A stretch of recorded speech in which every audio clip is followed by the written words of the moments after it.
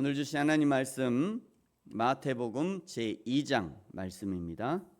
마태복음 제2장 말씀 1절부터 23절까지 말씀이고요. 지금 읽는 것은 1절, 2절, 3절 1절, 2절, 3절 우리 세 구절만 같이 읽겠습니다. 시작. 헤롯 왕 때에 예수께서 유대 베들레헴에서 나심에 동방으로부터 박사들이 예루살렘에 이르러 말하되 유대인의 왕으로 나신 이가 어디 계시냐?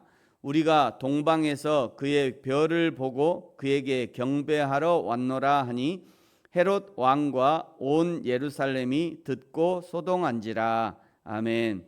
오늘 1절은 예수님이 태어나셨던 그 당시의 세상 배경을 우리에게 알려주는데요. 1절에 헤롯이 당시의 왕의 자리에 앉아 있었습니다.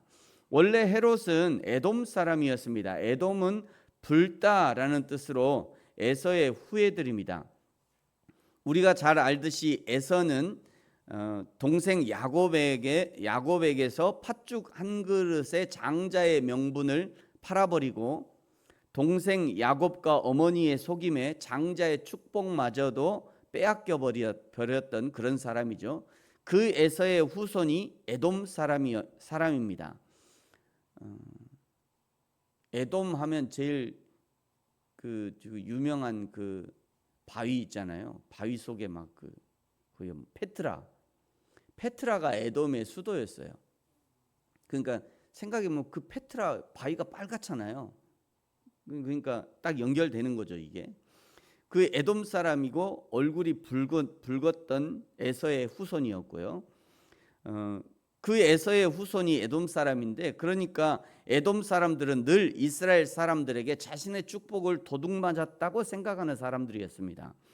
그래서 민수기 20장에 보시면 출애굽에서 가나안으로 들어가려는 이스라엘 민족이 에돔 땅을 지나면 조금 더 쉽게 빠르게 가나안까지 갈 수 있어서 부탁을 하는데, 당시에 에돔 왕이 허락해 주지 않을 뿐만 아니라 만약 이스라엘 백성이 우리 땅을 밟고 지나가면 내가 칼을 빼서 들고 너희들을 대적할 거다 경고합니다. 결국 가까운 길로 가지 못하고요, 먼 길을 돌아서 가나안 땅으로 들어가게 됩니다.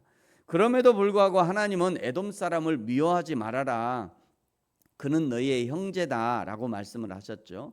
그러다가 다윗 때 다윗이 에돔을 정벌하고요, 에돔 민족을 종으로 삼습니다.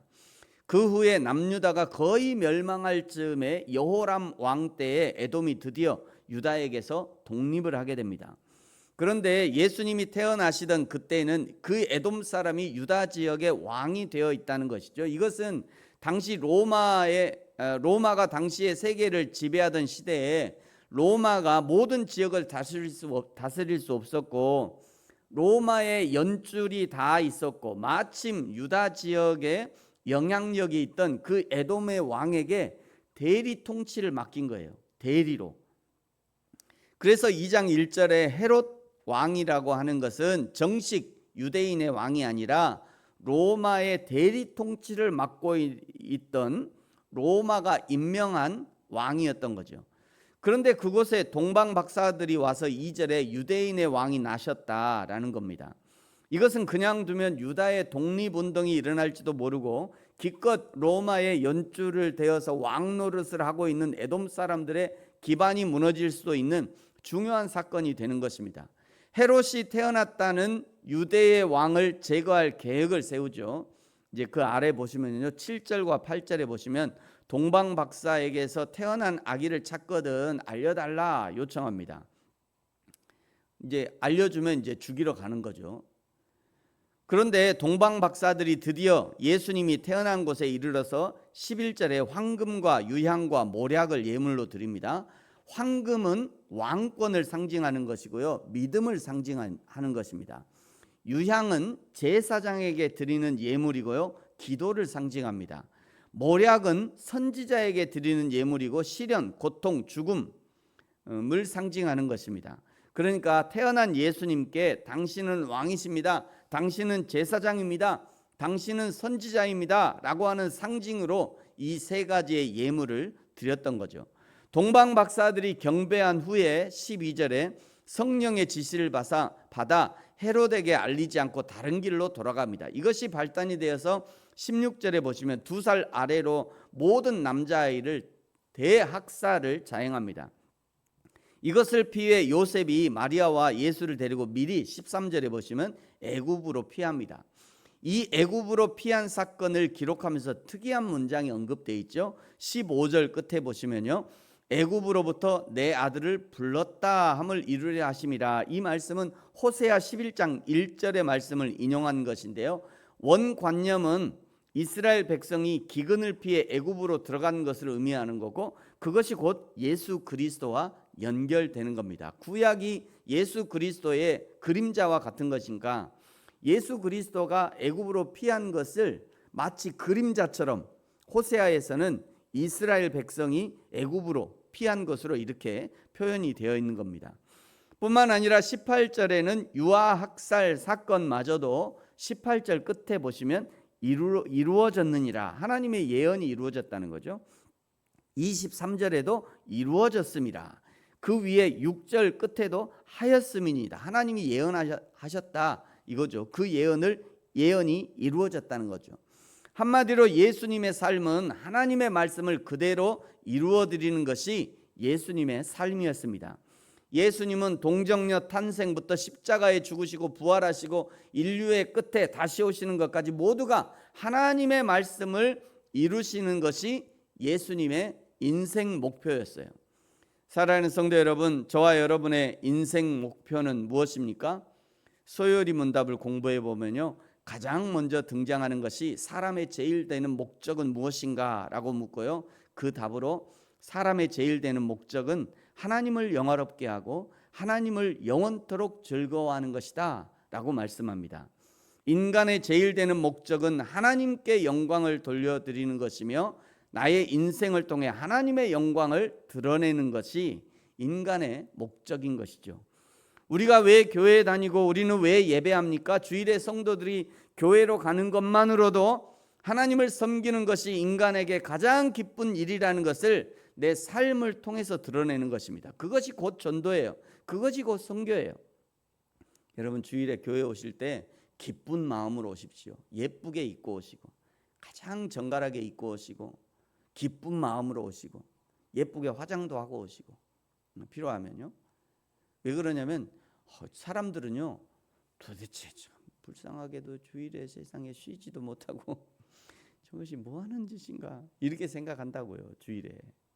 그런데 주일에 교회 가는 사람들이 막 즐겁게 막 조잘조잘 거리면서 손잡고 가고 그냥 행복하게 막 이렇게 교회 가는 것으로 보면 그거 자체가 사람들에게는 전도가 돼요.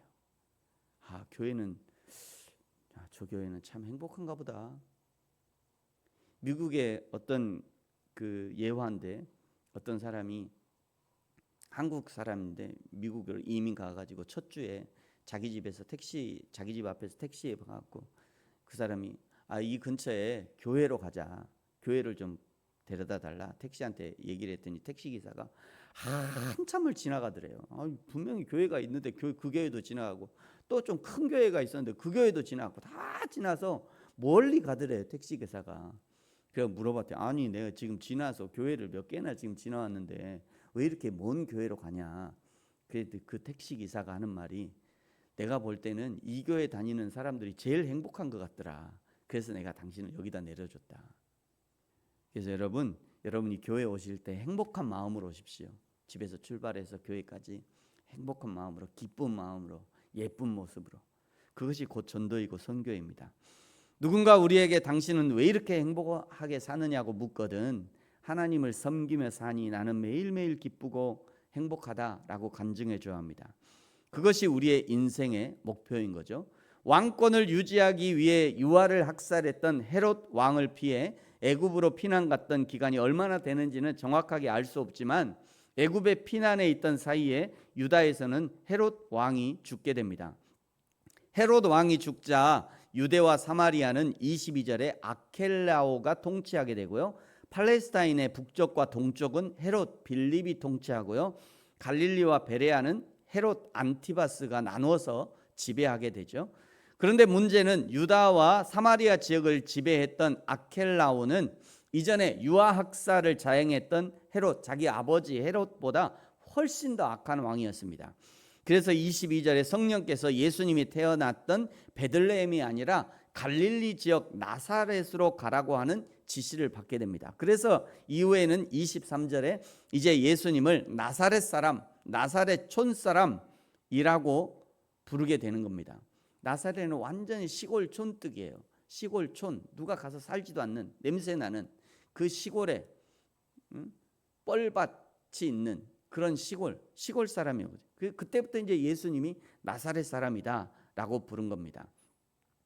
예수님은 태어나서부터 헤롯의 학살을 피해 타국 애굽으로 피신해야 했고요. 이후에는 고향으로 돌아가지 못하고요. 다시 아켈로를 피해 이스라엘에서는 완전 촌동네 바닷가에서 살게 됩니다. 예수님이 왜 이렇게 어려서부터 이런 삶을 살아야 했는가? 이유는 한 가지입니다. 하나님의 뜻을 이루기 위해서죠. 철저하게 하나님의 뜻에 순종한 결과 태어나서부터 돌아가시는 그 마지막까지 고난의 삶을 살게 된 겁니다. 사랑하는 성도 여러분, 저와 여러분은 무엇을 위해 살고 계십니까? 위에서도 언급했습니다만 소요리 문답 1문에 그것을 정확하게 다루고 있습니다. 사람의 제일 되는 목적은 무엇인가? 사람의 제일 되는 목적은 하나님을 영화롭게 하는 것과 그를 영원토록 즐거워하는 것이다. 그 인간의 목적을 달성하지 못하게 하려고 사단 마귀가 인간을 미혹해서 죄의 길로 가게 해서 인간을 망가뜨린 것이고요. 그 망가진 인간을 회복시키기 위해서 예수님이 태어나신 겁니다. 저와 여러분이 우리를 부르시고 회복시키셔서 하나님의 영광을 위해 살아가게 하시는 하나님의 마음과 뜻을 알아 더욱 기쁨으로 여호와 하나님을 섬길 수 있는 저와 여러분이 되어지기를 예수님의 이름으로 축복합니다. 기도하겠습니다. 하나님 아버지 감사합니다. 하나님의 말씀을 이루기 위해 이 땅에 오신 예수님, 태어남부터 죽으심, 부활, 승천, 다시 오심까지 오직 하나님의 말씀을 이루기 위해 오신 예수님을 기억하면서 우리도 부지런히 하나님의 영광을 드러내는 삶을 살게 하시고 오직 여호와 하나님과 믿음으로 동행하는 삶을 살게 하여 주옵소서. 한 주간이 쏜살처럼 지나고 내일 주일입니다. 여호와 하나님 앞에 온 몸과 온 마음으로 예배하게 하시고 말씀하시는 하나님 앞에 믿음으로 듣고 순종할 수 있는 은혜도 허락하여 주옵소서. 감사합니다. 예수님의 이름으로 기도합니다. 아멘. 하늘에 계신 우리 아버지, 아버지의 이름을 거룩하게 하시며 아버지의 나라가 오게 하시며 아버지의 뜻이 하늘에서와 같이 땅에서도 이루어지게 하소서. 오늘 우리에게 일용할 양식을 주시고 우리가 우리에게 잘못한 사람을 용서하여 준 것 같이 우리 죄를 용서하여 주시고 우리를 시험에 빠지지 않게 하시고 악에서 구하소서. 나라와 권능과 영광이 영원히 아버지의 것입니다. 아멘.